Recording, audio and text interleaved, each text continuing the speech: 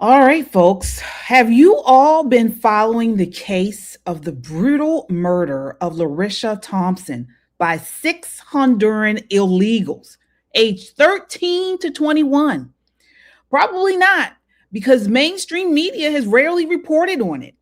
And you think the BLM crowd would amplify this case, but they haven't either, because the accused aren't white and they're not police officers. But we're getting the word out. All right, take a look at this. All right, here we go. Illegal immigrants out of Honduras facing charges in the murder of a South Carolina mother. Authorities say the suspects, ranging in age from 13 to 21, pulled up beside the woman's car and shot her. The case is being described as a random robbery attempt. Senior correspondent Steve Harrigan is live in South Carolina with more on what happened here. Steve. Bill, this town is reeling from the brutality of that attack. A couple of really shocking details. You mentioned the age of the six attackers, all here illegally, all from Honduras. And the ages of the youngest three involved in this attack, who've all been charged with murder, aged 13, 14, and 15. We spoke to the sheriff just a short time ago. He said they are struck by the brutality of this crime. Young lady going to meet some friends in the neighboring county. Someone just follows up behind them, shoots in the car 9 different times, hits the victim 3 times, and then gets out to rob them. Very uncalled for. That victim, Larisha Thompson, 40 years old, a mother of 2. She also worked 2 jobs, including at Home Depot.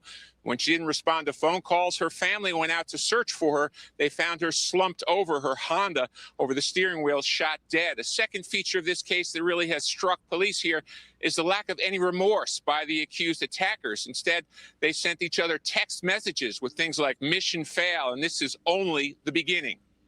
It's really shocking as to what happened here. You have a innocent South Carolina mother of 2 driving to a friend's house on a South Carolina rural road, and they were looking for someone to rob randomly and chose her.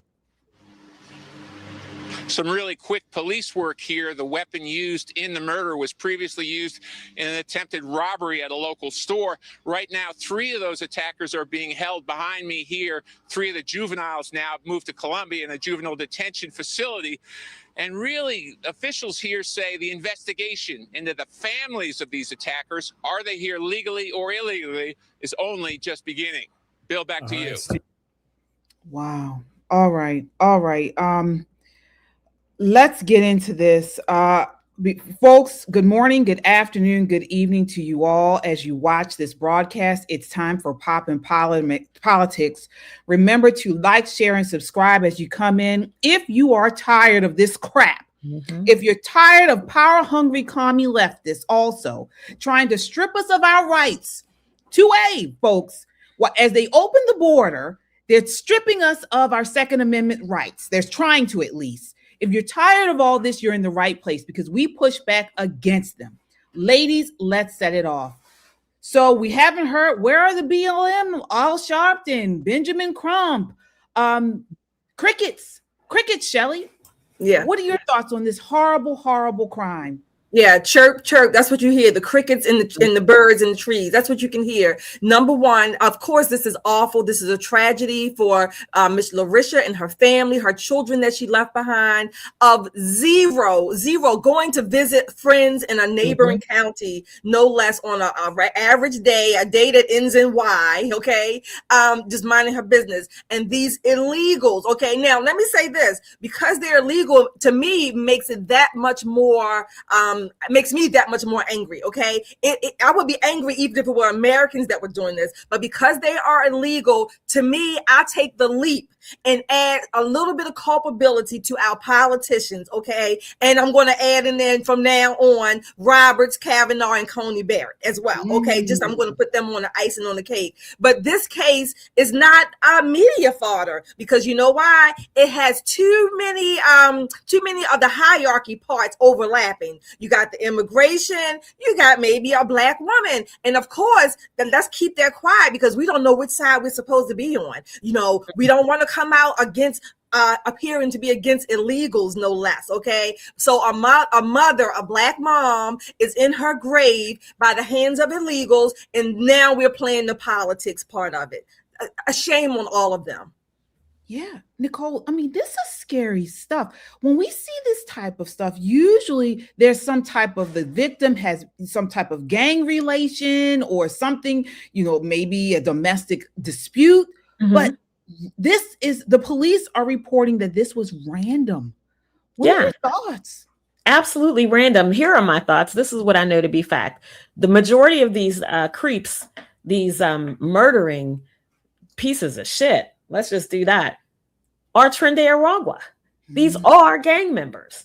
These are, from American standards, children, you know, 12, 13, 14. We think of them as children. They are cold-blooded murderers. This is not your typical gang. They're not playing basketball and kickball and, you know, kicking it around, having a good conversation. They rob, kill, and destroy. This is what they do. And they have no qualms about doing it. So we cannot bring our American sensibilities to this fight for American life. Here's a woman who was minding her damn business, driving, going to see friends, whatever it was she was doing, she was well within her rights to do it. And here's a gang full of people who have no business being in this country, out looking for no good. And guess what? The little slap on the wrist that they're going to get is not going to give her two children their mother back.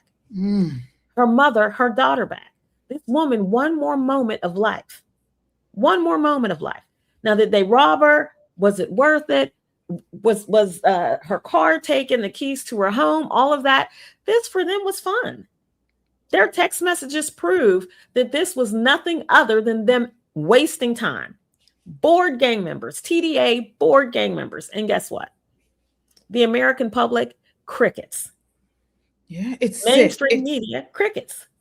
Right. It's sick. But folks, this isn't isolated. DHS and local law enforcement data consistently show a subset of illegal entrants, recidivists involved in serious crimes. Okay, so Thompson, Mrs. Thompson's killing fits patterns documented in ICE reports. Non-citizens, okay, especially recent border crossers. They're part of these crime networks ranging from theft rings to violent assaults. And South Carolina isn't a sanctuary state. But federal border policies under the prior administration enabled entries and catch and release that we know tied them to these outcomes. I don't know how, I get tired of talking about it. I really do. We're the only ones, though. I think so. That's the thing.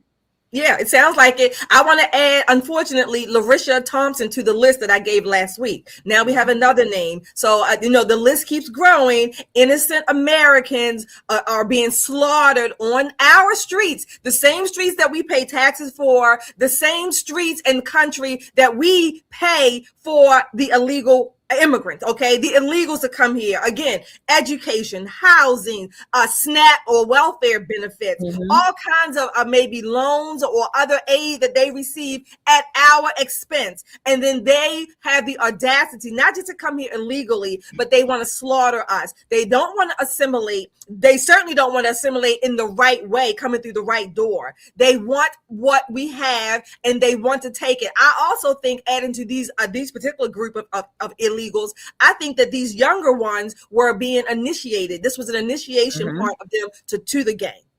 Yeah. And like LJ said, I agree. We're not alone. But what I'm talking about is the mainstream media. Okay. We have a large following here. Thankful to you all, LJ, all of you guys, Thank you for resharing, for sending this out in your social media and things. But we don't have the reach as a CNN, a Fox. Well, Fox News talks about this, but all of NBC, ABC, we don't have that reach. And this is what I'm talking about. It's not making the mainstream media. Another thing I want to make clear, okay? These folks, the suspects' nationality doesn't make them guilty. We're not saying that. Their immigration status doesn't prove the charges, all right? But their alleged unlawful presence is absolutely relevant to the government's responsibility to enforce the border and our immigration laws, okay? And this takes us to the Democrats, all right? Because they can't claim to protect Black lives, Black communities, and then refuse to discuss policy failures affecting them. They're hypocrites. This is what I'm talking about. Your thoughts on that part, Nicole? Listen, they're more than hypocrites. There are legislators who seek to make sure that these people stay in the nation. Again, like I'm telling you, brown is the new black. Brown is the new black. And we don't have anyone to blame but ourselves. When I say we, I mean Black folk. We don't have anybody to blame but ourselves. You know, there are some people here in my own county who, in the primary, elected a woman with a criminal record that would wrap around our homes 3 times, who's on SNAP benefits, but yet made her the Democrat nominee for Maryland Dems here in Charles County to be a county commissioner, where she's dealing with millions of dollars of revenue. She's going to be the face of the county if she defeats the Republican. And you see them all over Facebook now going, well, I voted for her because she's Black, but you know, now that I'm reading all her racist rants. We do this to ourselves. We get stop voting by skin color, and we have to hold our legislators and our government accountable. The number one function of government is to ensure the safety of its citizenry, period. First and foremost, not TDA, not people from Venezuela, Guatemala, El Salvador. These people have no bearing on my right, my divine right, being born under these stars and stripes, to live peacefully in my own nation. Now, if I were in their country, it's on and popping. That's just how they do. It's their rules. It's their culture. But every time we turn a blind eye to this, it erodes a little bit more of our culture. It makes it easier for politicians to sweep it under the rug. You saw Anna Navarro on The View talking about all of these, you know, so-called people who were killed by ICE, but couldn't remember one name of Americans slaughtered by an illegal. Not one that, oh, we've heard those before. I don't want to talk about them. Of course you don't want to talk about them. Accountability is something that our elected officials, our government, and our mainstream media needs to get to. And KJ, you made an important point. Right now, they have more reach than we do. They definitely have more funding than we do. But let me tell you something. Right now is not forever. That's just, we haven't gotten there yet. With our people, with the content that we put out, I'm sure at some point we're going to pass by them because we're telling people what they need to hear, the truth. Women aren't even safe to get in the car and drive to your girlfriend's house.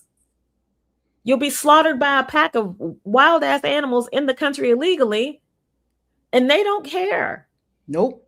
But you brought up a very good point. Like you mentioned, Black Americans are constantly told that the progressive policies are designed for our protection. This is what we're told, okay?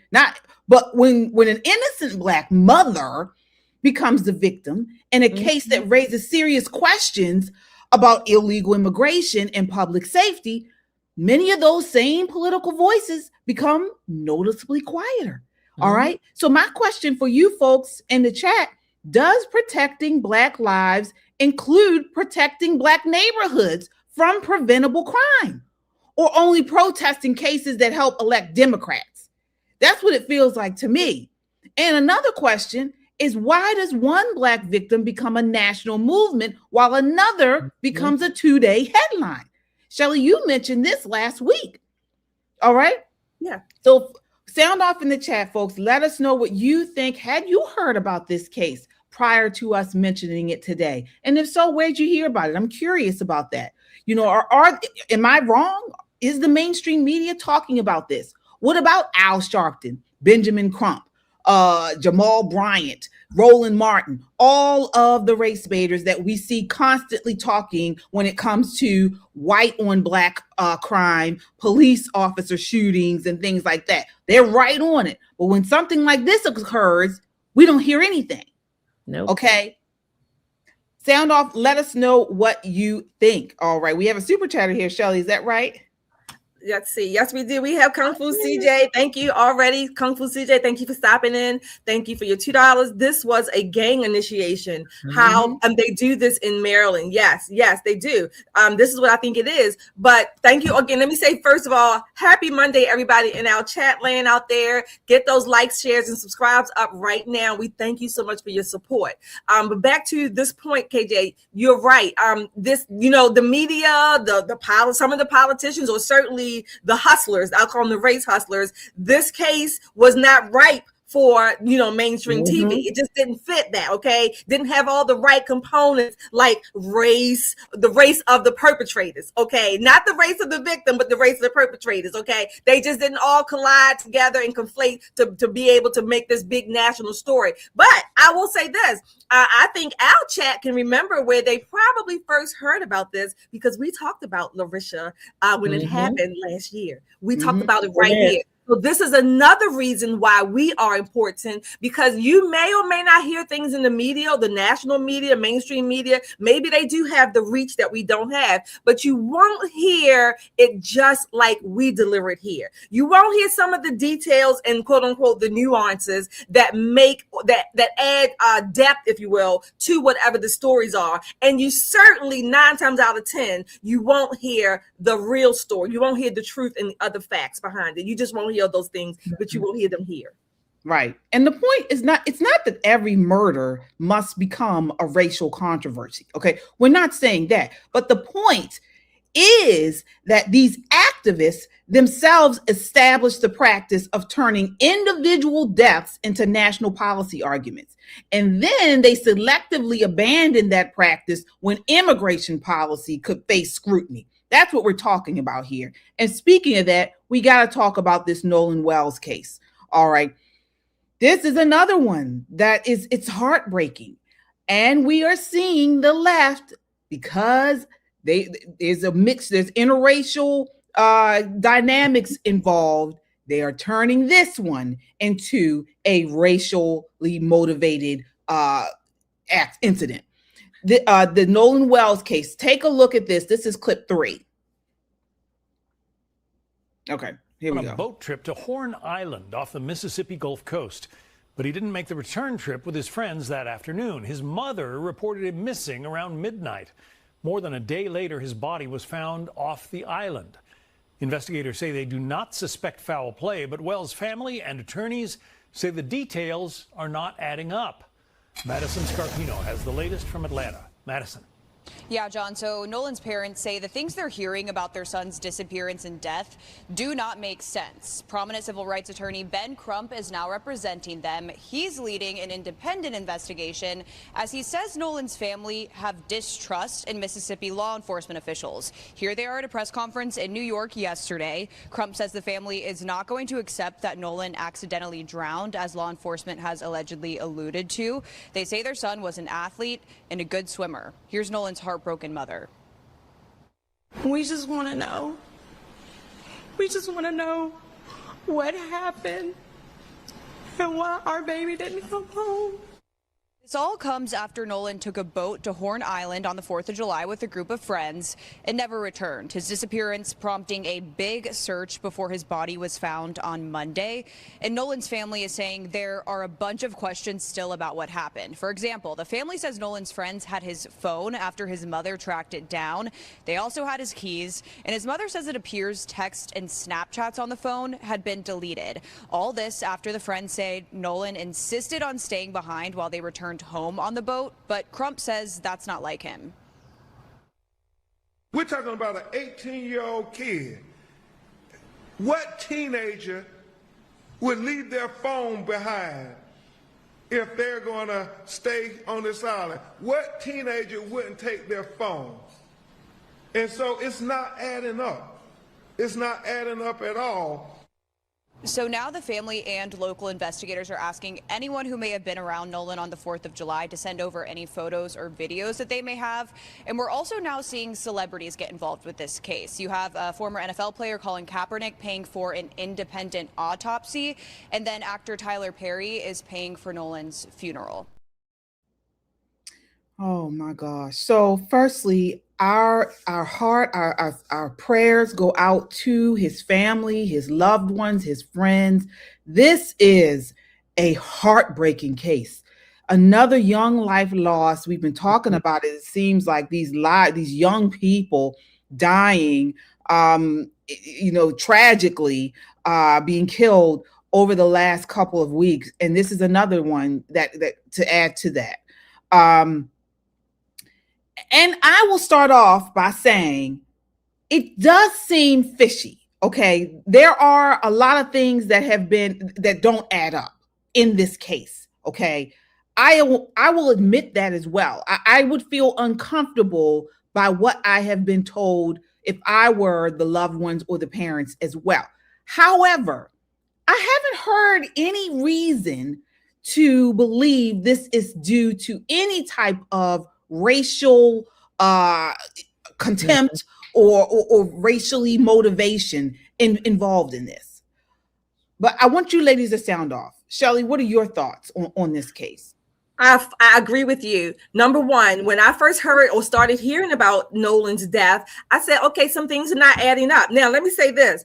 The problem is I have no intention, nor will I imply any kind of bad motives to the parents, okay? Oh, yeah. In my book, they are grieving parents, okay? And if you're a grieving parent, you lost a child tragically, unexpectedly, I think that puts you in a position of vulnerability where if someone is offering their help, an attorney, whatever, you're probably going to take it because all you want are answers. So that's where I am right there, number one. Number two, there are some questions that are still, there's no autopsy yet, or at least the results have not been given yet. This family has every right. The problem is the history of Ben Crump, Al Sharpton, and all. They are bringing their baggage to this particular case, right?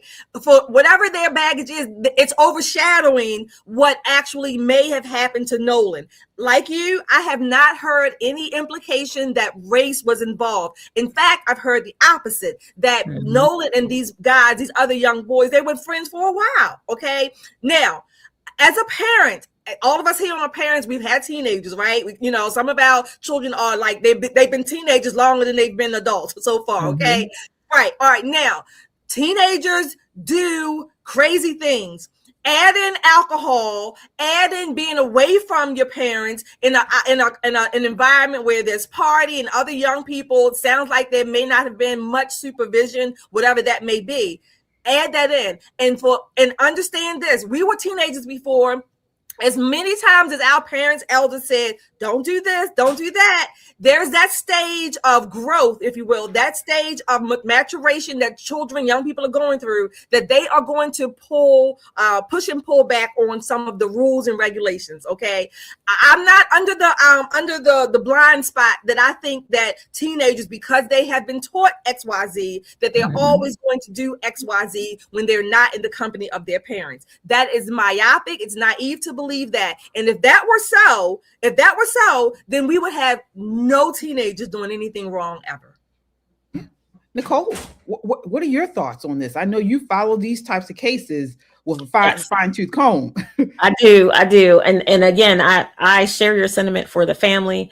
I could not imagine what this mother is going through. Your kid goes off to Independence Day party and never comes home. So of course there are going to be questions.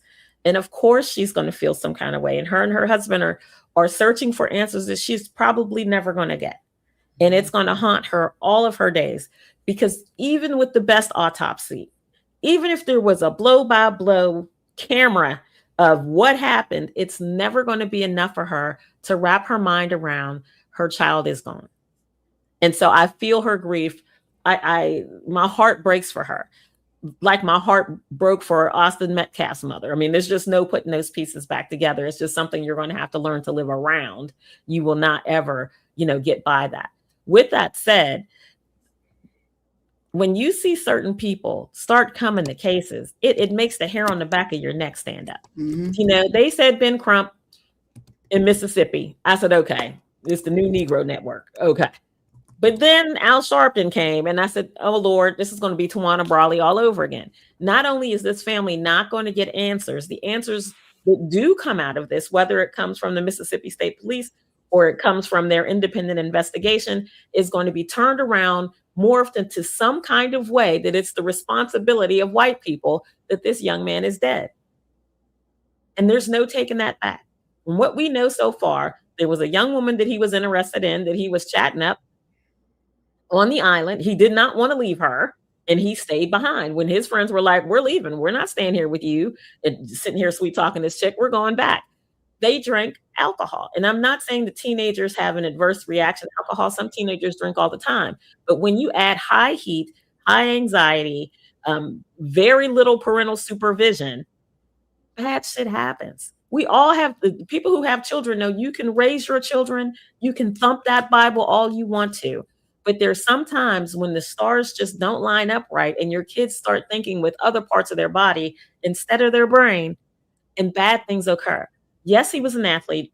Yes, he was a tremendous swimmer, but drunk, hot, a little disoriented. I don't know if this is the proper environment for him to be able to survive. Now, I'm not saying that there wasn't some sort of foul play. We don't know that yet. We don't know. We've not heard any details for or against the situation. The one thing that we know for certain, that no matter what is said, it's never going to unbreak this mother's heart. So let's make sure we get some details correct. All right. Now, there was an initial autopsy done. Mm-hmm. Jackson County Coroner Bruce Lynn confirmed an autopsy was performed last week. So this was around July 6th through July 9th. Okay. Initial findings pointed to drowning. Okay. With no obvious signs of foul play, trauma, drugs, or alcohol at the time of the preliminary examination. Now, full results have not been immediately made public. There's still a toxicology screening that is in process. So I'm not sure. Is there generally a difference between the autopsy and the toxicology report? Well, the toxicology is based on internal body fluids and things like that, specimens. Okay. The autopsy is the physical examination. So right. So I stand corrected. There was an initial autopsy. What I should have added was that there has been a request, or I guess there's one in process, of a private autopsy or an independent autopsy that's being done, I guess, as we speak, which brings in the celebrities, Colin, I think Kaepernick, and Tyler Perry. Let me say this. People can spend their money how they want. I think all things being equal, I think it's wonderful. It's a gracious gift to that family to cover the costs of his funeral, his medical, pathological expenses. Those are just what we call gifts. Thank you for having the funds and the wherewithal to do that. What we don't want is, like Nicole said, we don't want to start filling in the gaps, particularly with the racial animus. We don't know one way or the other. And this is the part that Al Sharpton and Ben Crump seem to be bringing. Add in a little bit of Mississippi and a little bit of Emmett Till history and all of this, which is going to overshadow, if you will, the tragic death of Nolan Wells in its own right. And let's we have some people just entering the chat and are asking what body of water. So just to recap, folks, the group was on a July 4th boat trip to Horn Island. This is a remote Gulf barrier island. I'm not sure. Is this the Gulf of America then? Okay. Yes, off the coast of Mississippi. Okay. So reports indicate the boat developed some type of mechanical problem, all right, to some pump that removes water. Okay. And so this allegedly made it unsafe or impossible to bring everyone back immediately. All right. So friends reportedly left Nolan on the island while they dealt with the issue, intending to return or get help. Okay. So this is where it gets fuzzy, because I don't understand, one, why was he left there alone? Because there was a group of about 5 or 6 of them. Why didn't one person or 2 people stay behind with him and then the rest of them go? And then two, I don't understand the details surrounding why didn't they go back to get him? So he wasn't expected to stay overnight alone. The sheriff's office reports friends have cooperated with investigators. Mm-hmm. Again, there's no evidence of foul play found at this time. And the friends have all made public statements, even one that was Black, emphasizing that nobody would ever hurt Nolan. So, the parents just want to know what happened, because there have been some weird stuff. Okay, so allegedly, his friends took his phone and his keys and deleted messages on his devices. Okay, there are some inconsistencies in accounts about the sequence of events and why a working return trip wasn't possible. So there's a lot of stuff that is a little weird. Absolutely. There are some legitimate unknowns. Mm-hmm. There are some legitimate questions for sure. But, again, I just want to keep saying Tawana Brawley. There are sometimes when, your computer doesn't work and you're like, oh my God, let me press this button and press that button. Sometimes you just forgot to plug it up. I mean, sometimes the answer is simple, but what's going to happen is that these men are going to pile so much stuff in front of the truth. It's going to be hard to get to the truth. And I don't say that because that's what I want them to do. I'm saying that because they have a history of doing that. They have a history of perverting the truth to advance an agenda that does not help the family members, that does not help the grieving process, that does not help the Black community, and most assuredly doesn't bring us closer together as a nation. Right. It just does not. This is who they are. This is how they earn their money, how they earn their power, how they earn their infamy, because I refuse to call them famous. But they do it at the expense of brokenhearted parents. Now, again, I agree with you. There are lots of questions that need to be answered. And this family is well within their right to hire who they want to hire, to look into what they want to look into. That's not the buzz part, because lots of families look into unexpected deaths of their children. Sometimes even their parents. If your dad's in a nursing home and he dies suddenly, you might want to make an investment to find out what happened. The problem is when you start bringing in these grifters and these race hustlers, It just makes it that much harder to get to the truth. Absolutely, because their baggage overshadows, again, the rightful place of the victim to have his or her investigation, family involvement, things like that. And again, I don't fault these parents. I've seen some other conservative commentators, kind of go after the mom and dad, and I'm not going there. I have no reason or quote unquote evidence to even suggest that they're doing that. At least not now, maybe not ever. But I have a problem with Ben Crump and Al Sharpton. Maybe their services are pro bono, but again, because of their baggage, they're going to overshadow the good intentions of a rightful, definite investigation. So they're going to be out front and not Nolan. I want to bring the focus back to Nolan and the actual investigation, so that he and his family can have the right information, the information that they're due about his death. Okay, absolutely. We got a couple people in the chat I do see saying that we are getting it wrong about the phone. So I am showing News Nation is reporting Nolan Wells demanded his phone back in an argument to the attorney. So that's what I'm showing here. News Nation is reporting that. Let me see here. That's all I have here for now, but I'm showing they had his phone. I don't quite know why they had his friends had his phone. Again, there's still a lot of uncorroborated information. Right. But I know that he was left on the island without his phone. That is what we're seeing here as far as sources. Right. So, and as of last report, from several sources that I've seen throughout the day and the weekend, his mother gave interviews. It was either implied and or stated that the mom and the dad, they have the phone now, because the mom said when she went through it. So again, the circumstances of how they got it, why it was left, that's a little fuzzy right now still. Yes. Okay. All right.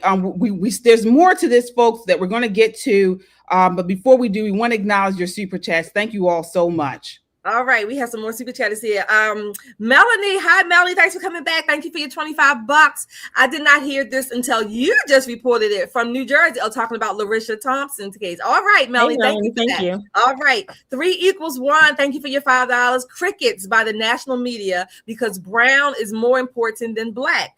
The constituents Democrats are catering to while banking on the black vote. Okay, I think I got it. They're banking on the black vote. They're using this basically as a political linchpin, if you will. Kung Fu CJ, thank you for your $2. The race grifters unite as the Avengers.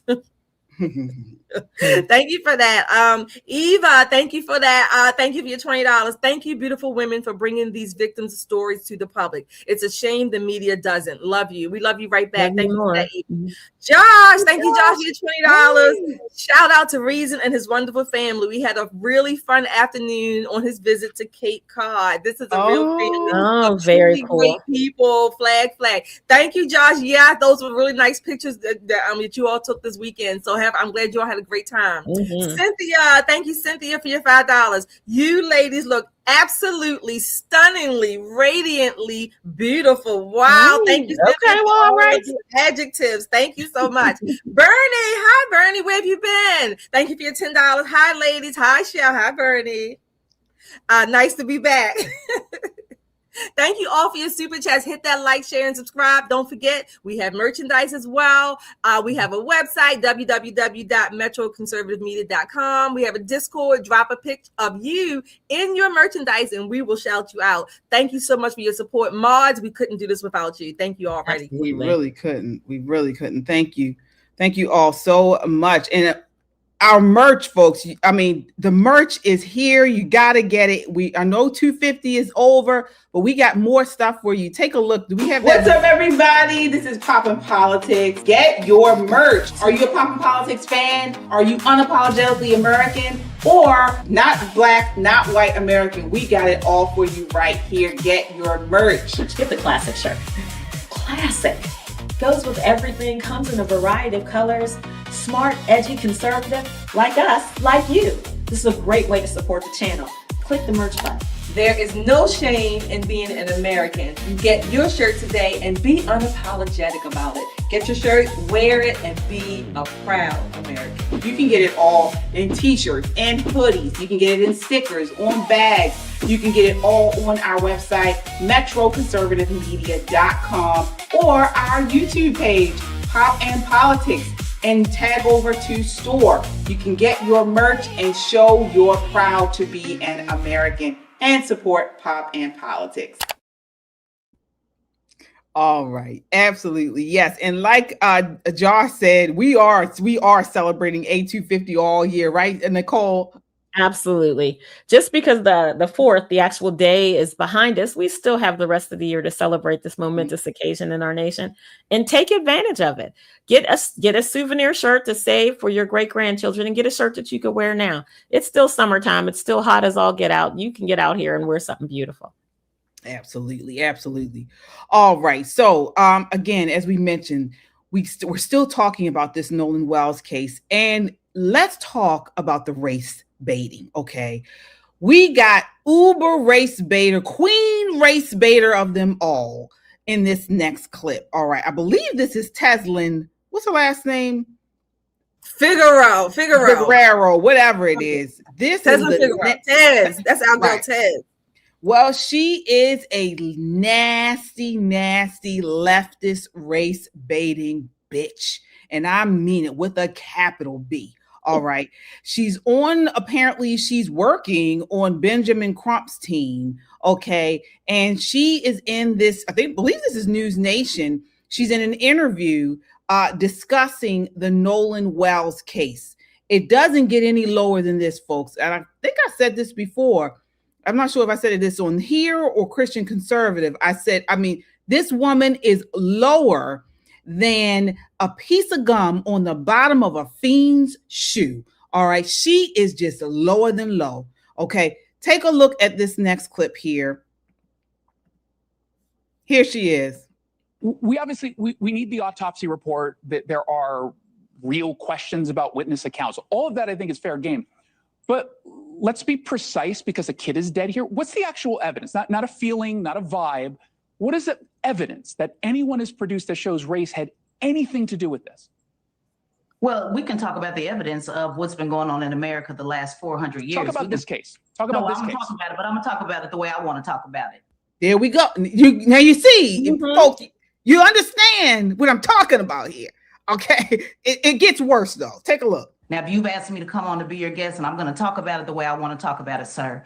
Now, you asked me a question based on what does race have to do with it. We can talk about Fannie Hamer and what she's talked about in Mississippi being a place of oppression. But as we talk about this case and what's important, if you do not want people to speculate, then investigate. The family, I'm not talking about those online, but the family has that questions be answered. And I would like to ask you, do you have a child? I do not have a child. Okay, well, I do. I have a 19-year-old daughter. Also had a cousin who was murdered, who was also a football star, who was murdered at 19.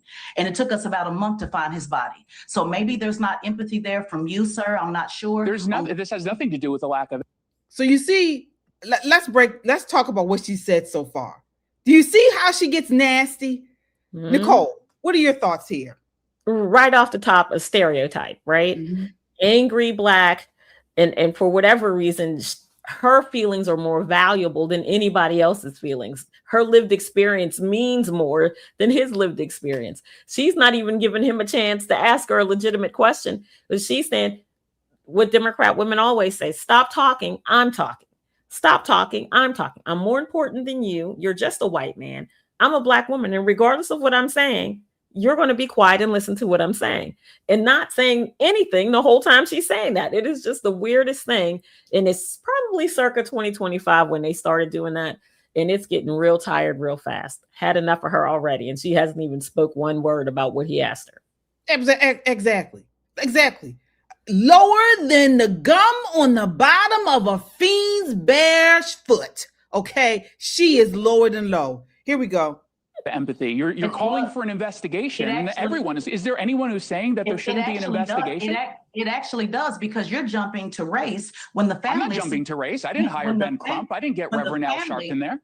Right. Well, the family is actually asking for questions to be answered. The family is actually wanting to know, why did his friends have his keys? The family's actually wanted to know, why did they have his phone? Why did he leave? Why did he say he wanted to stay on the island by himself? These are all justifiable questions. Agreed. And I would have, and maybe if you were a parent, maybe you could empathize with wanting to know exactly. You keep accusing someone of not showing empathy when I'm simply saying, have you seen even any evidence that suggests the police aren't doing an investigation? I get that there is questions to be answered, right? I mean, that's what they're doing. There hasn't been an investigation. And just a moment ago, there hasn't been an investigation? Just a moment ago, it has not been a thorough investigation. Just a moment ago, when Mr. Thrasher was on, and he made the point to say that he went in the water and never came back, you didn't question him one time, sir, and ask him. Because he's not part of the investigation. But you didn't question him one time and ask him, how does he know that he went in the water? So there's a lot of misconception. That's the whole point in having an investigation. And what Attorney Crump is we are having an investigation, though, correct? And what that's exactly it. And an independent investigation in addition to what Mississippi has done or not done. And why would you or anybody else have an issue with a family wanting to have an independent investigation? I don't. I have an issue with people who are maybe paying too close attention to the race element here before they have any of those details, and setting up a narrative that is setting up that family to maybe not accept what actually happened. Again, I have no idea what happened. I'd like to actually wait, at least in part, for some of the details to come out, including an autopsy. You certainly concede an autopsy is important here, correct? Absolutely. Well, the details are that a young 19-year-old Black young man, that's okay to say, just like you described it and everything else, went off with his all-white friends and did not return, and none of them say they saw anything. So if Shelley, again, the detail she's missing is they were friends. It has nothing to do with race. But she is inserting race into this. She is inserting a racial narrative in this. What are your thoughts, Shelley? Yeah, her first comments out of her mouth. Well, we can go back 400 years and what's going on with Mississippi. This is the part they're going to bring in. They're going to bring in this big overarching race narrative. They want to talk about image. They want to give the what do you call it? The narrative, if you will, filled with Emmett Till, images, or Medgar Evers images being, Mississippi burning. This is what they're trying to do. This is the backdrop they're trying to paint. Again, I have seen nothing that one of his friends that was on the boat said that no, we've been friends. I'm paraphrasing. I don't know the quote. We've been friends and this wasn't about race, things like that. So we have no evidence to say that this happened due to Nolan's race or the race, quote unquote, of the other boys on that boat. Again, the Teslin, you got to realize Tez, she's just a race hustler too. Okay. Mm-hmm. She latches on to the Al Sharptons, the Ben Crumps, anywhere there is a racial exploitation bent that they can profit off of. There you'll find Teslin in the background behind Ben and Al. Let me say this as well. The same weekend that Nolan died, I think it was the July 4th weekend, you didn't see Ben, Al, nor Teslin in Chicago when multiple people were shot and slaughtered. Or the previous weekend, or any time this year when over 600 people already this year in Chicago. Yep. Most of them Black, most of them murdered, slaughtered, shot by other Black people. Where was Ben, Al, and Tez then? No, they're out lollyfooting, Google-footing, playing around, whatever, waiting for something like this so they can just pounce on and prey and exploit this case. Absolutely. These folks are mutts. Okay, they're hound mutts, greyhound mutts. All right, they don't look for blood of prey as far as different types of deer or whatever these greyhounds hunt. They look for racial narratives. That's what they're hunting. All right, and so when they smell that racial narrative, if they smell the hint of some way that they can put race or into the narrative, into an issue, they're there. The hounds are out. And this right here, Teslin, all right, she's the bitch hound of the crew. Okay, she's the big bitch that they're looking for. The hound, the racial hound that they sick on these types of stories, looking and hunting for that racial narrative when it's not even there. Not even there. Let's continue here. You don't want the speculation, then let's use this time to ask his white friends to tell the family what actually happened, because they claim to not know anything. Doesn't sound like something doesn't make sense to you? What teenager leaves their phone and stays on an island and doesn't leave with the children that they came with? I believe the West when they said never do anything that don't make sense. Every time they do everything is they follow exactly what you as an adult would suggest they do. Well, you would know because you're not a parent, my love. Oh, Nicole. Condescending piece of listen, this woman is a whole hot mess, and him having a child or not having a child, irrespective, he used to be a teenager. It's been probably a lot longer than she's been a teenager, but he too has experience with life. Again, this is her lived experience is much more important because she's a Black woman than his as a mere white man living here in the United States. What's very interesting, though, aside from her condescension, is the fact that she keeps going back to saying these white boys, these white children, white. If we were playing a drinking game and the buzzword was white, everybody on this show would be tore up. Gimpy would have us all pixelated all over the screen. It would be a whole hot mess. But that's her goal. This is what we mean by them layering stuff and keeping the family further away from the truth. I have 19 nephews. You want to tell them? I'll tell you right now, what would separate a teenage boy from his cell phone? A teenage girl that he's chasing. That's what would separate him from his, what else would? Swimming. Nobody's putting their iPhone in the water. That's not going to work. They usually put it in a shoe or a boot or give it to one of their friends when they're swimming. There are lots of fairly reasonable explanations for this, but we have to give the investigation time to come up with those reasonable explanations. Just like I haven't seen the report, she hasn't seen the interrogation of the report. She doesn't know what these kids said. She has no idea. She's speculating, but every time she has something that she wants to get across to you, she couches it between two very racist terms, because here the goal is not to seek truth. The goal is to drive division. And this is precisely what she's doing. And she's being a bitch doing it. Absolutely. And look, folks, all right, because I see some people in the chat are saying this is about race. we are not necessarily saying it's not, okay? Mhm. But the point that we're making is there is no current evidence at all. There have been no reports of a racially motivated name calling, the racial things in these kids' background. Nothing, zero. There is zero evidence that anything was racially motivated by this. The only thing that is racial are their races.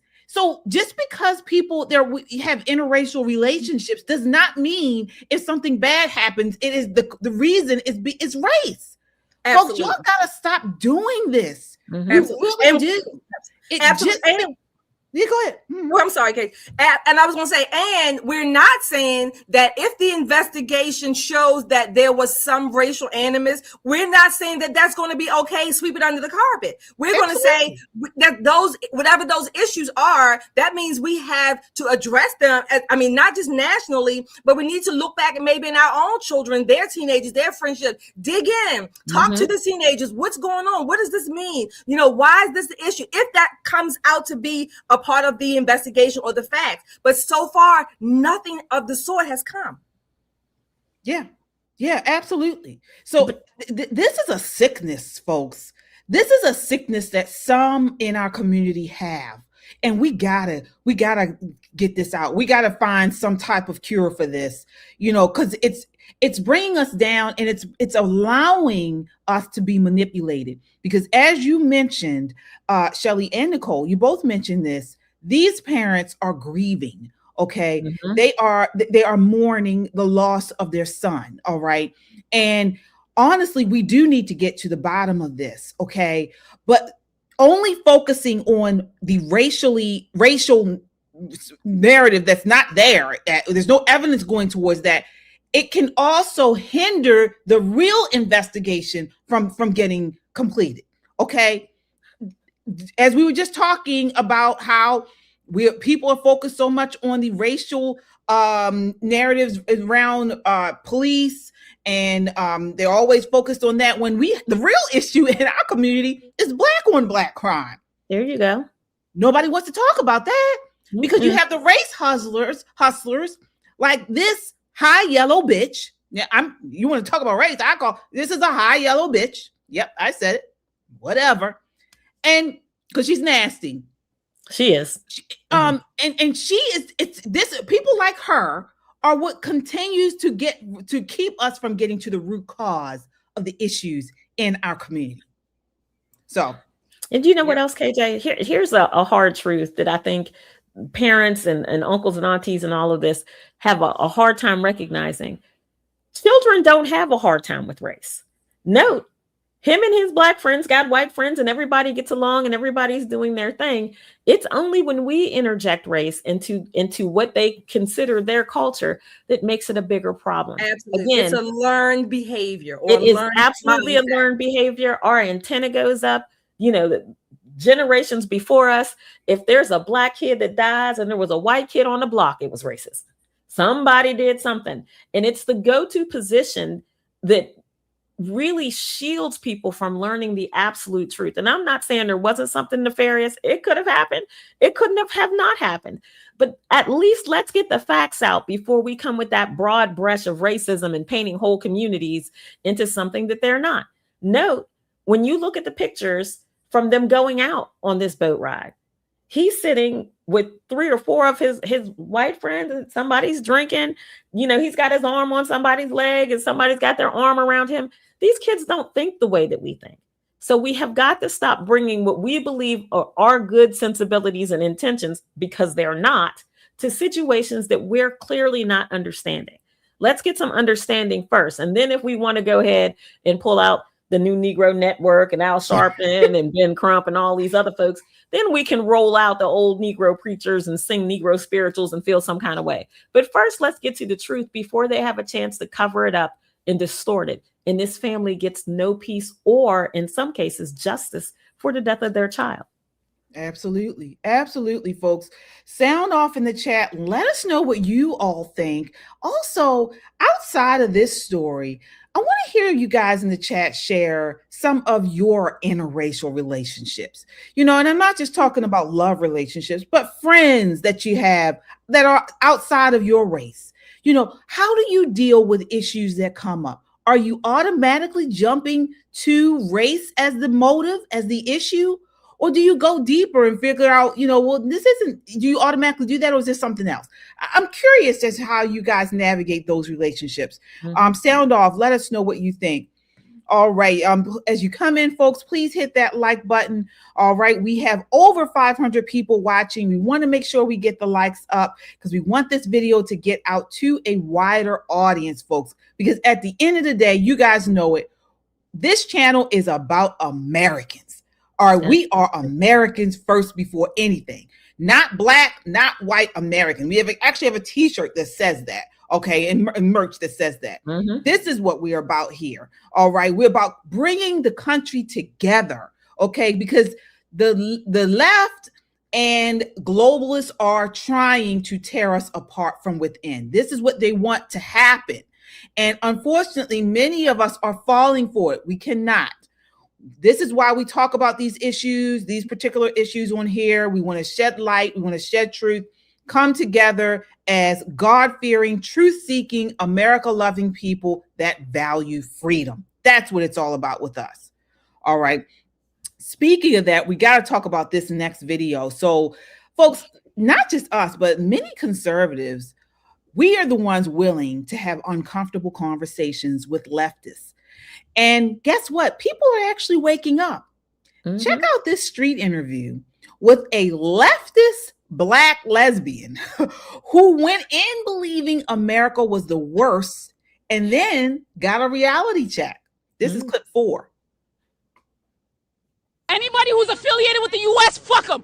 I hate anybody affiliated with the U.S. Which flag is the most offensive? Yeah, which one is the most offensive? That's the Iranian regime flag. Do you know what that one is? Soviet Union? Soviet Union? Yep. Yo. Anybody who's affiliated with the U.S., fuck them. I hate anybody affiliated with the U.S. Are you affiliated with the U.S.? You're affiliated with the U.S. You're right. I hate that I'm affiliated with the U.S. Why? Yo, this is a freaking dictatorship. Trump sucks mad. Aren't you gay? I am. How could you tell? You judge a book by its cover? How do you know I was gay? Because I'm gay and I know gay people. Okay, the gaydar is going off real strong. These are worse than this. I got a lot of learning to do. Teach me something. In the Iranian regime, women cannot own property, women cannot show their hair, women cannot vote, women cannot hold public office. Can't be gay. And if you want to divorce your husband under the Iranian regime, no matter how horrible they are, they get your children. Does anything I just said apply to America? No. How is this oppressing you? How are you oppressed right now? I'm KKK. I'm a... Oh, She's yes. black! I'm a black woman, a part of the KKK. And I'm gay! I'm a gay black woman in America. Gay, black, and a woman. What can you not do that other people can? What can I not legally do? What can I not do that other people can legally? Is this... It's okay to admit that you don't know if there's nothing. I don't know. Because there is nothing. And let me tell you, as a gay woman, a lot of us have been brainwashed to believe that we are oppressed, right? We can get married, we can have kids, we can hold a job. There's nothing a gay woman can do that a straight woman can. Nothing. What's your outreach like? What are you guys trying to do like? So exactly what we just did is have a conversation. We want to make sure that people like you are not believing that they're oppressed, because that actually keeps you down. All right. All right. So, folks, that was Savannah Craven. She's a friend of the show. She has a YouTube channel called Her Patriot's Voice. I personally love her, love what she does. She's a pro-life warrior, and she does these street interviews. And this was a good one. This was a very good one. She brought the truth. You know, she connected with this woman, and she showed them that her thinking is off. What are your thoughts on this, Shelly?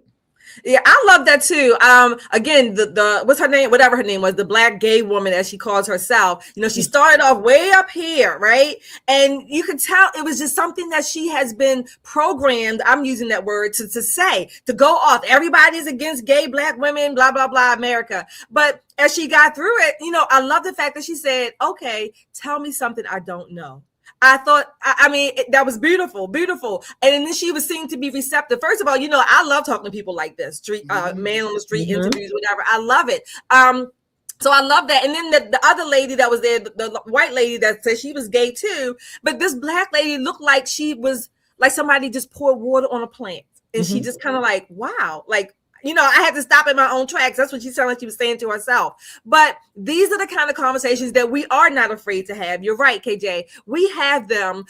We go in. Usually, we have information. We have facts. Again, some of us, our delivery or approach may be a little different, if you will. That's fine. But we are willing to have the conversation.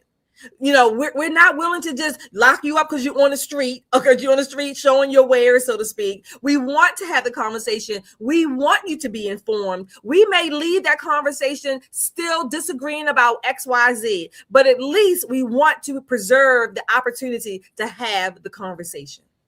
Absolutely. Absolutely. Nicole, what did you think of that exchange? You know, I thought it was wonderful because generally speaking, most people who are not comfortable doing street interviews, when someone comes in that hot, it scares you and you take your microphone and go away. Now, we all know Samantha got beat up by a girl in New York, and you would think that when somebody comes in, you know, pretty hot with her, that would make her retreat, but she held her ground. And listen, once all of the screaming and hollering of the talking points is gone and you start challenging their narrative, one of two things will happen. One, they'll storm off because they know they're wrong and they don't want to be embarrassed. Or two, they do what she did. They open up their mind and they learn something new. And it's a discovery moment. She really had what Oprah Winfrey calls an aha moment on the camera. Teach me something new. She couldn't recognize most of the flags on that chart. She had no idea about how unoppressed she is. Most of the flags on that chart, she couldn't stand on the street and tell somebody she's a Black gay woman. She'd be dead before a woman got out of her mouth. They would stone her to death. Beat her across the back with bamboo switches. When you don't have the luxury of understanding how the rest of the world works and you walk around in this cloud of ignorance and you feel so strongly about how bad your country is because you've never traveled outside of it, you've never learned about other cultures. When that moment comes, this woman did the right thing. She listened. She listened, and it changed her point of view. And changing her point of view is what street interviews are about. Now, whether or not that's a long-time fix or a short-term fix, you know, it was just for the moment. It was a beautiful exchange, and that's the way the street interview should be done. Everybody walked away with a little piece of a win, and that's the way it's supposed to happen. Absolutely. She was deprogrammed. She was deprogrammed, okay? Because she lives here in America, okay? She going around here with her probably her breast bandaged down, and she got her tank top on, and she you know, everything the Bull Dykes do. Okay, nobody's bothering her. Okay, nobody is bothering her. She's going about her business. She knows that she is free to do suck do whatever she want to do. All right, she's doing it. But she's been programmed to think that that's not the case. Okay. And so when it was almost like she was like, it was almost like a what do you call it? When somebody's like a robot who just gets deprogrammed, or you know what I mean? It's just, you could see it all happening. It was her epiphany. Yeah. Right. Yeah. Exactly. Yeah. Yes, indeed. And I love it. I love it because you had to make her stop, just going off of what people have told you, on TV, in education and culture, and take a minute to actually think. You are a gay woman. You are free to walk down the street. You are free to love who you want to love. You are even free to marry who you want to marry. Okay. And nobody's bothering you. All right. But that doesn't happen in these other countries. Nope. Okay. And she realized, okay, what am I talking about? Yeah. I love it. Yeah. I loved it too. It was a beautiful one. Yes, indeed. Yes, indeed. Agreed. I think we have we have some supers here. Yes, we do. I believe so. All right. So we have Christian. Thank you, Christian, for your $2. Javea Harris killing. Al Sharpton silent. That's right. That's the little 4-year-old. The 4-year-old who was murdered by her parents, and all the disgusting things that they did. But yeah, you're right. They're silent. They're silent on many of the streets, if not most of them, throughout America. When you have these Black people being murdered, slaughtered, particularly by other Black people, it's only when it involves a white person that there seems to bring some importance to being Black. Go figure, right? Who's this? Is this Penelope? Thank you, Penelope. I think, is that Canadian or Euro? $11.99. Thank you. Greetings from an FBA in Germany, right? Europe. Got my T-shirt, trucker hat, and coffee mug, and I wear it proudly. Yes, you got to give us a picture. Send us a picture some kind of way, Penelope. Not Black, not white, but American. Love you, ladies. Thank you so much, Penelope. We have Penelope.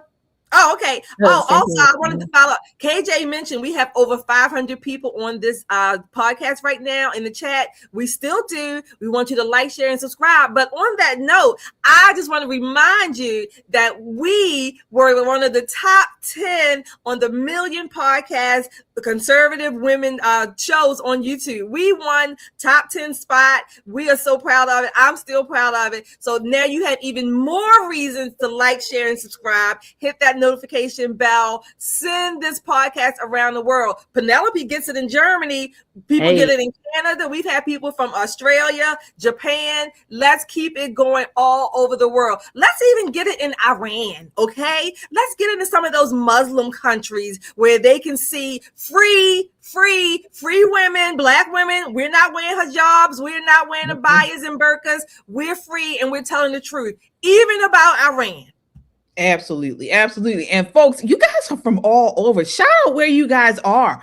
Your country, your state. Shout out where you are. We need to get a pop and politics event going around the world. Now we're talking about Germany. I know we have people in Japan, South Africa. Shout out where you are, folks. And if you have a space for us, we are there. I would love to go to Germany. So this is Nicole. She's like, no, next year is New Zealand. Next year I'll be traveling to New Zealand. It'll be one of my trips for next year. That's nice. So Australia first, and then cruise to New Zealand and back to Australia. So all right, absolutely, folks. Texas, look at. Yeah, everybody. Oh wow, you guys are all over. We got Maryland in the house. You guys know we're in Maryland. So yep, we're holding it down here. All right, keep them coming. Keep coming, everybody. Let us know where you are. Yes, indeed. All right. So moving right along, folks. Mondami has messed around with the wrong group this time. Italians. All right. So Mayor Mondami's administration just released and promoted a single New York City immigrant enclaves map highlighting 30 communities with numbered pins and flags across the 5 boroughs. It was positioned as a tourism boost for the 2026 World Cup. The maps spotlight many neighborhoods tied to recent or specific immigrant waves, okay? But they omitted 3 areas. 3 of the original G's. That's what I can't understand.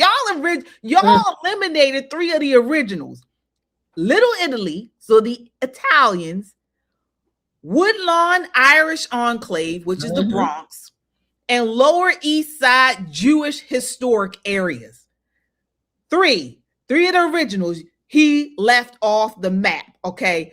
And he added on like Little Palestine. It's these weird areas that he added on to it, but he left off the 3 originals. Okay, where they do that at? Take a look. This is clip 5. I'm doing well. How are you? Fine, thank you. Can you please address the controversy that has developed over the city's immigrant enclaves list? Do you believe that there are neighborhoods that were left off that list? And if the city plans to add more, which other neighborhoods do you think should be added? Yeah. So this map was initially created by the prior administration in 2023.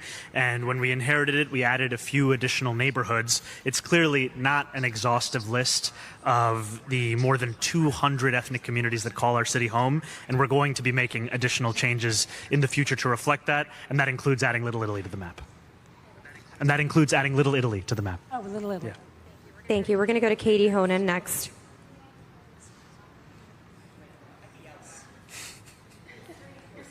We're passing. Get out of here. Get out of here. I was going to say, forget about it. Fucking forget about it. Oh, yeah. Oh, yeah. That's totally BS. But the Italian areas have responded to this, okay? They have called him out about this, and they are sounding off. Take a look. This is clip 6.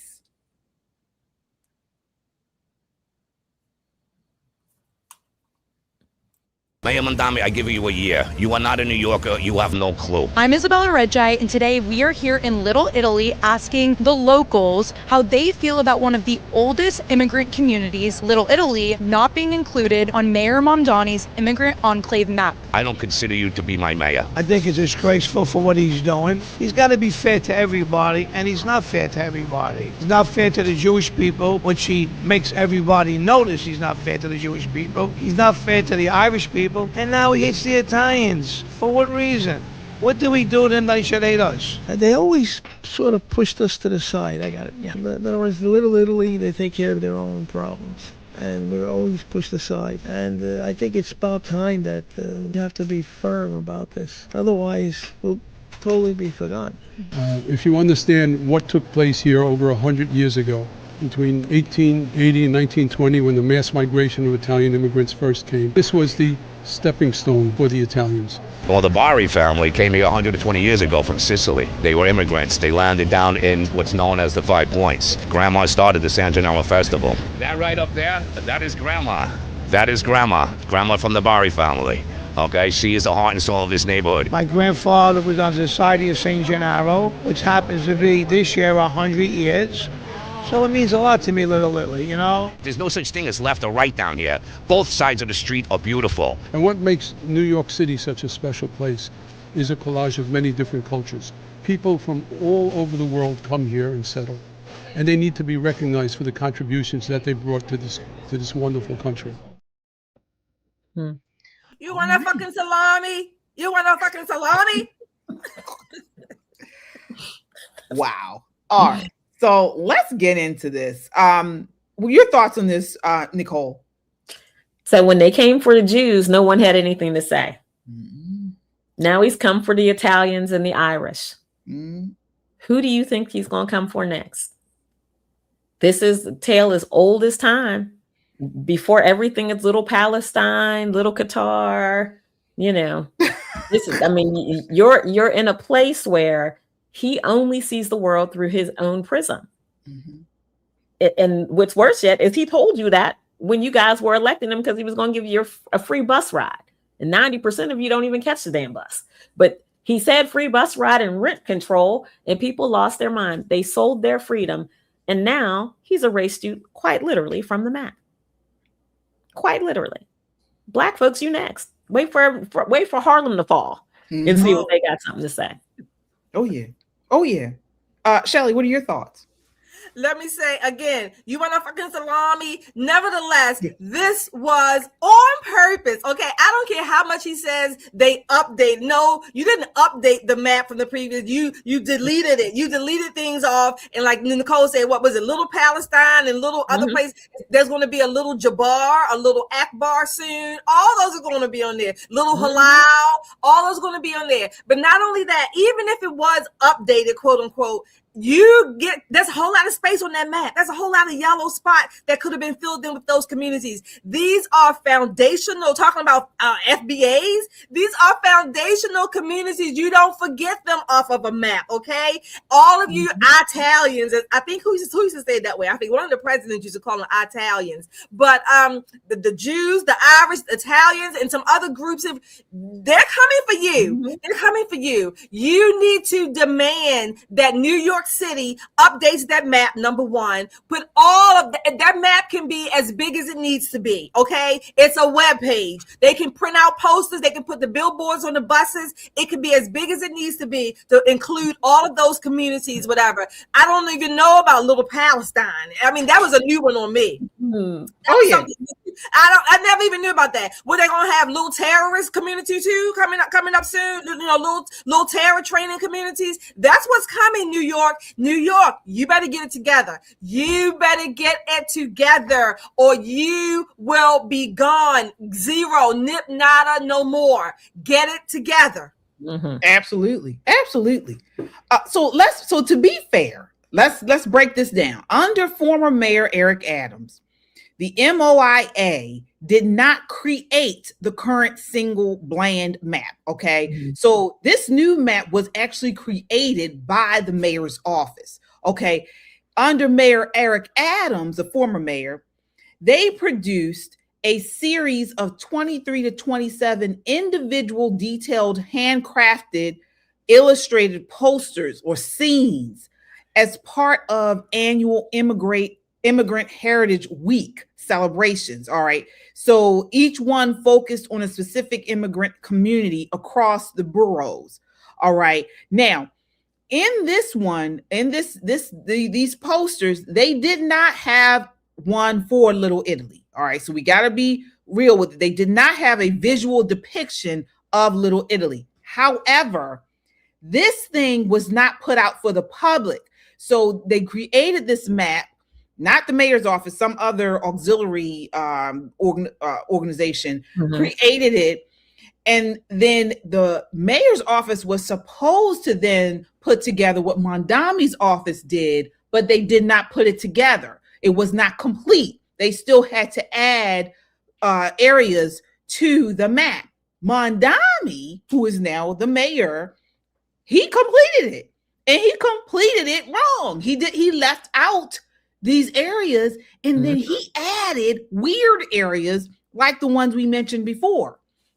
So this was disrespectful. It was on purpose. It was on purpose. It was arbitrary. It was taxpayer funded. It was meant to be just as that final display was. That's what they wanted. They didn't think that the Italians and the Jews and the Irish communities would come out and give them this much pushback. This was on purpose and intentional. I don't care how many iterations of that map, which auxiliary, that auxiliary was commissioned, if you will, most likely sponsored by the New York City taxpayers' money to do this. It was intentional.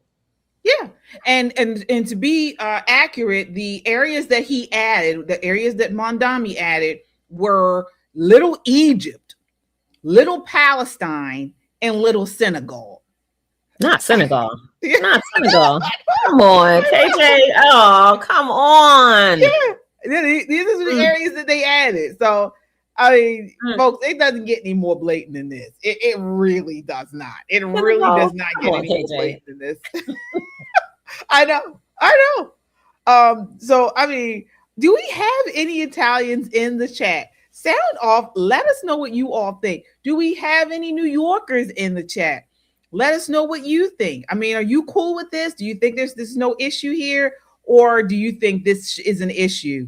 To me, I couldn't believe it because I'm thinking, how do you leave off, particularly Little Italy? There is a Little Italy in every city. We have one here in Baltimore. I mean, most areas. I think there's one in Providence. There's a big one there in Rhode Island.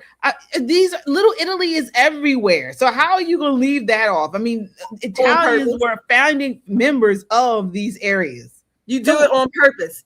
You do it intentionally. That's how you do it. And then here's the thing, but you have a Little Egypt. What is in Little Egypt? What's the draw? What's the draw to Little Senegal? What is the draw there? I mean, it makes me crazy to think what he's doing to the city, the fabric of the city, and it just kind of makes you go, what in God's name is this man thinking? What is he thinking? Yeah, well, we know what he's thinking. We know that, Little Italy is made up of a heavy conservative faction there. So a lot of them there are conservatives, and he doesn't like it. So he wants to erase them. You know, what they don't like, they want to erase. And it's tragic. It's tragic. And it's a shame that, you know, New York City has let them take over. I mean, the good ones are becoming smaller and everybody else is becoming bigger, honestly. I don't see it going back. I really don't. I hope that's not the case. But the way it is going, the track it is on, I do not see it, New York City, going back to the New York that we know and love. I really don't. So sound off in the chat, folks. Let us know what you think. All right. So we cannot end tonight without talking about the death, the passing of Lindsey Graham. All right, folks. Washington has lost one of its fiercest political fighters. Senator Lindsey Graham died suddenly at 71 from an aortic dissection. So, but millions will remember the moment he exploded during the Brett Kavanaugh confirmation hearing, where he condemned the process as an unethical sham and stood virtually alone against the Democratic onslaught. Take a look here. This is clip 7. If you wanted an FBI investigation, you could have come to us. What you want to do is destroy this guy's life, hold this seat open, and hope you win in 2020. You've said that, not me. You've got nothing to apologize for. When you see Sotomayor and Kagan, tell them that Lindsey said hello, because I voted for them. I would never do to them what you've done to this guy. This is the most unethical sham since I've been in politics. And if you really wanted to know the truth, you sure as hell wouldn't have done what you've done to this guy.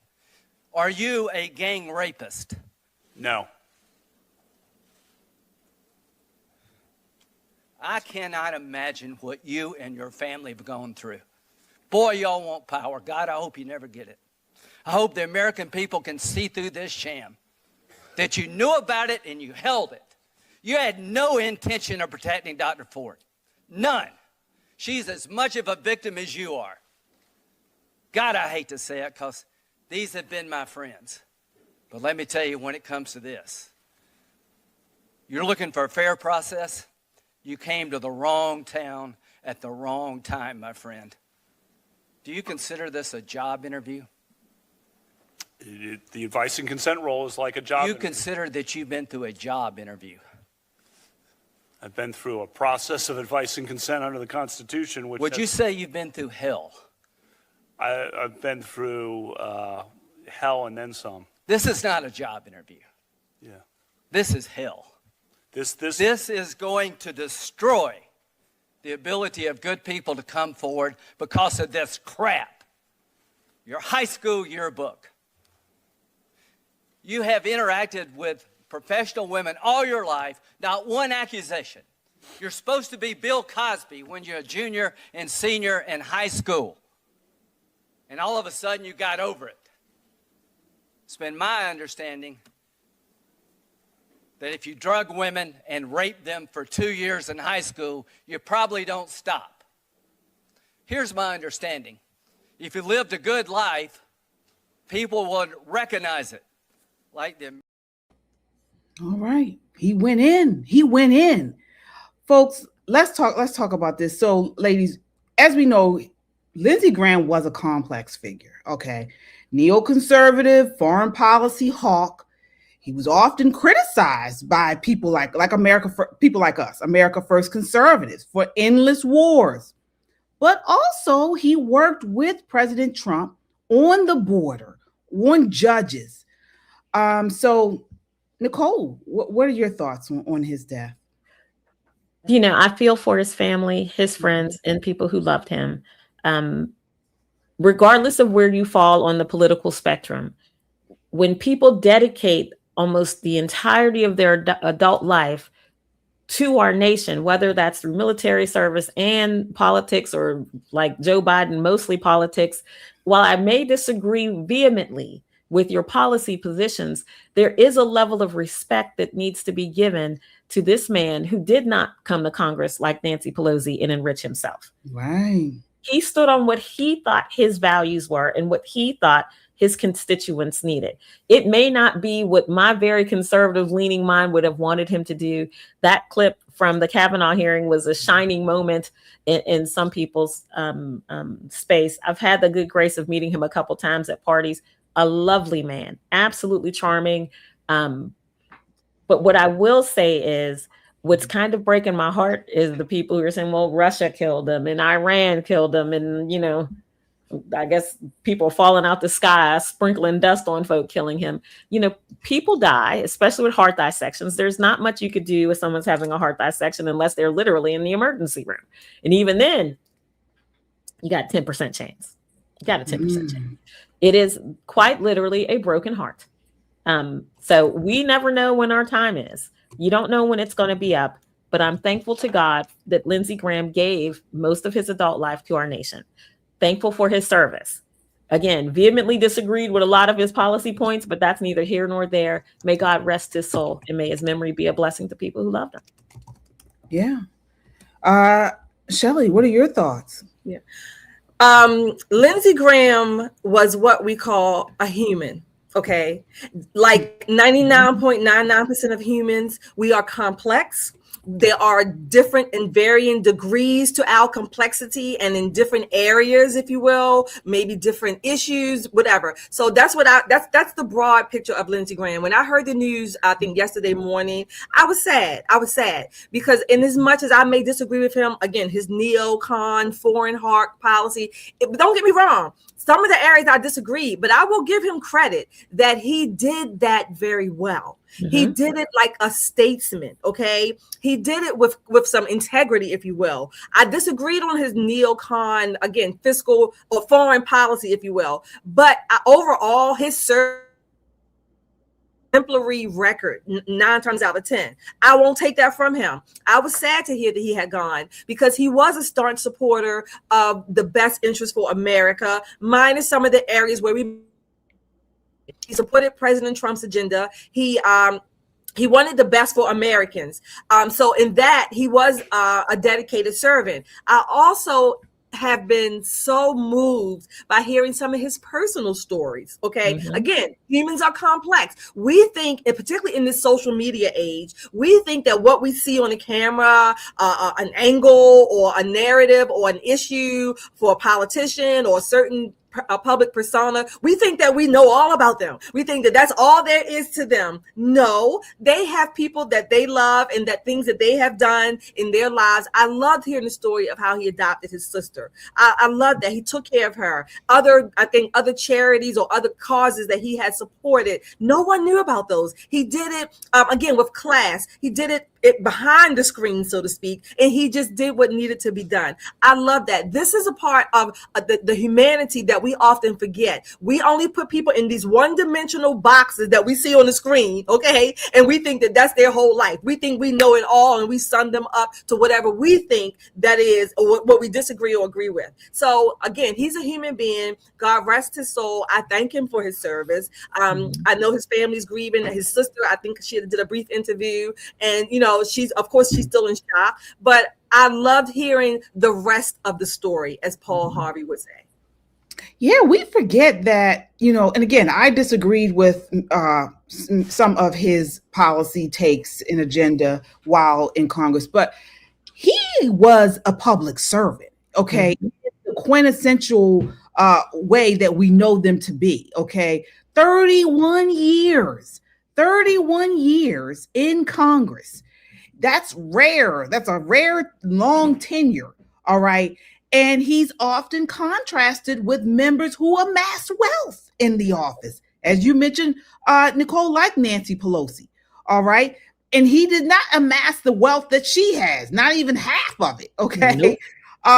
And so he was what you would call a real public servant. All right. His assets mostly were transparent and passive.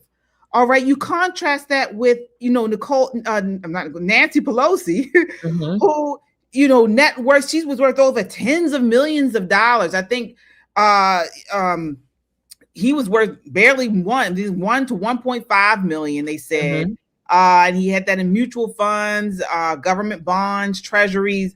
Then, with Nancy Pelosi, she's got multiple reports of congressional ethics questions. It's no equivalent. Okay. It really isn't.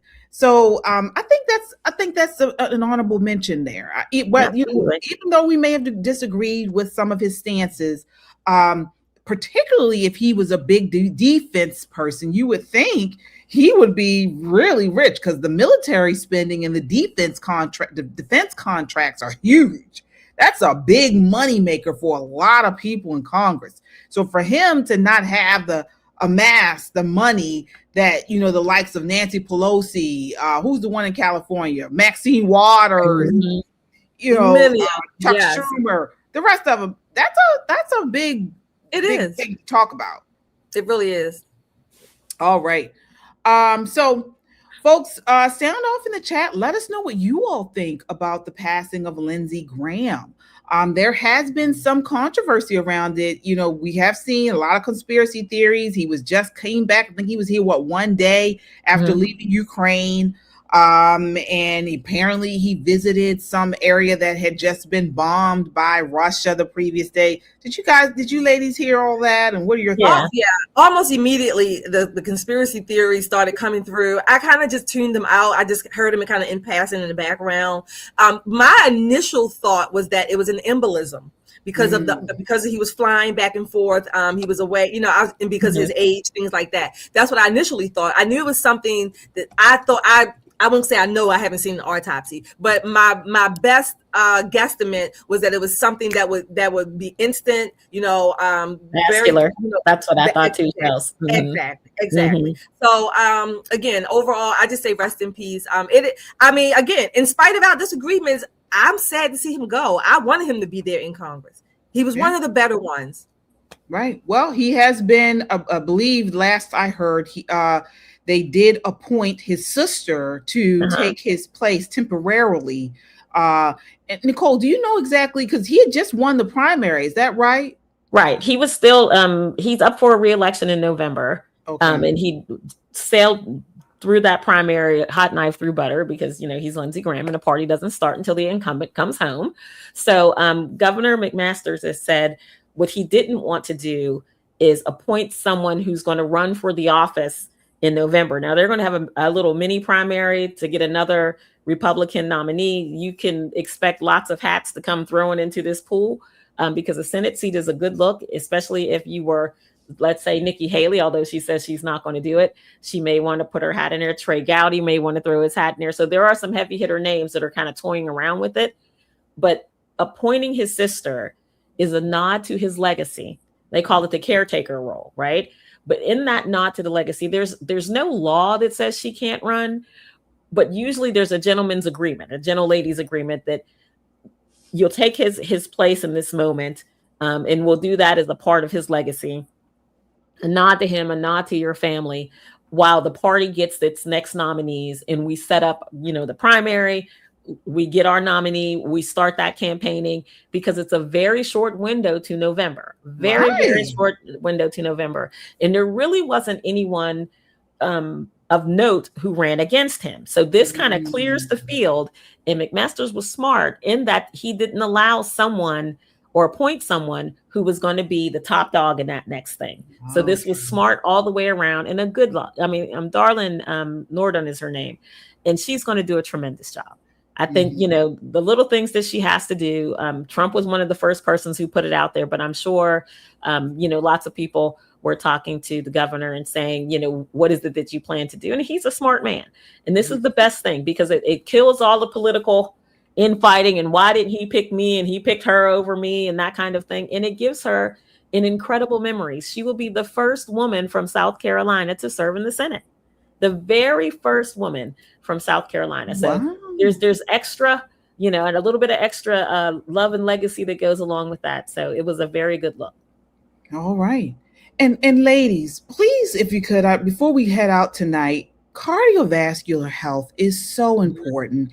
And his passing does remind us, men and women, to check your cardiovascular health. Is that right, Nicole? Absolutely. Everyone should go get an annual physical. And I say this all the time because we've lost some tremendous people to preventable illness, or at least illnesses that we could have mitigated. When you think about people who meant a lot to certain movements, and for me, that would be Bishop Dean Nelson, and we lost him several years ago. That hit hard.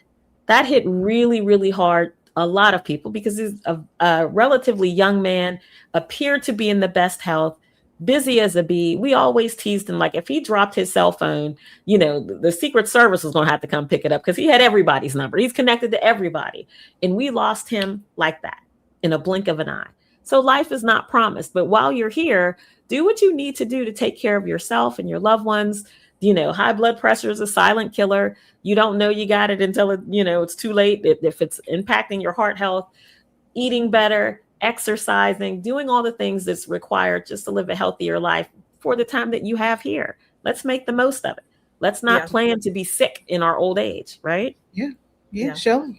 Yeah, I wanted to add that contrary to maybe some misbeliefs, I'll say, heart disease is actually the number one cause of death for Americans, if not around the world. Okay, and heart disease, stroke, cardiovascular disease is still the number one. Yes, diabetes is in the top 5, top 5 or 10, depending on which scale, which survey you're looking at. But 99% of the diseases in the top 5 or top 10 are preventable.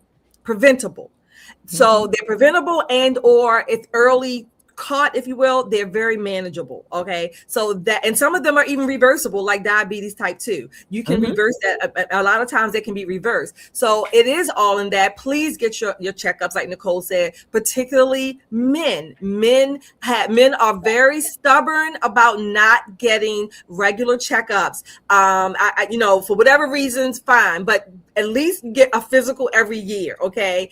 Again, things that you can do at home, cut down on your portions. All right.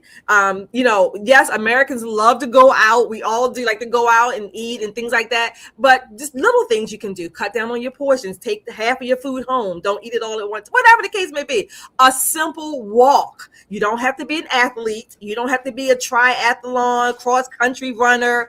A simple walk. I mean, things like that. So, but the key is that these causes are mostly preventable.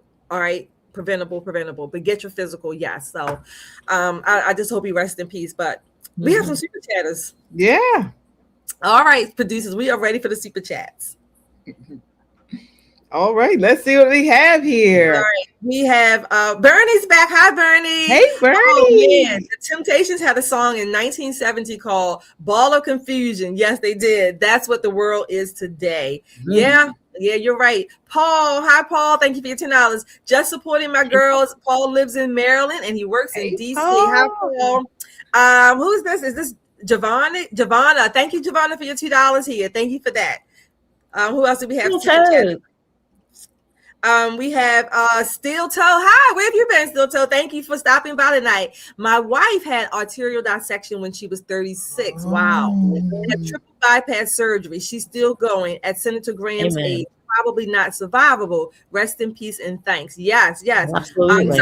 Again, sometimes there may be some genetic causes, but things like that. And sometimes there are unforeseeable events. But overall, many of these things are preventable as far as on that contributor list to death.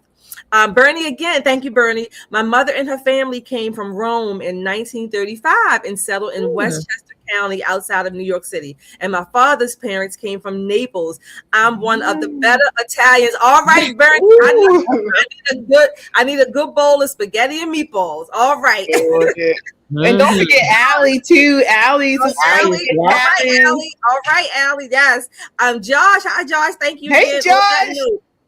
On that note, we must turn our attention to domestic issues. Absolutely. Gas prices, groceries, and jobs. All right. Yes, Josh. Thank you for that. Thank you all for your super chats tonight. Thank you for chiming in. Don't forget, keep letting us know where you're from. Allie and Bernie, we got some food you got to send us, and we got to give us some good recipes or homemade sauce. But we thank you all for your support, moderators, all of you who chimed in, even those who may or may not have agreed with us throughout the segment tonight. But we so appreciate you. Thank you for your super chats. All right, folks. Well, we will be back. We'll be back on Wednesday night at 9 p.m. So check us out. If you haven't done so already, make sure to hit that like button, share this broadcast, share it on social media, on a text message, in a DM. We want to get the word out. We are here. We are pushing back against these commie leftists. And if you are right there with us, make sure you subscribe. All right. We love you guys. Love the community that we are growing here, and wishing you nothing but the best. Until next time, count your blessings and live a life of purpose. Good night.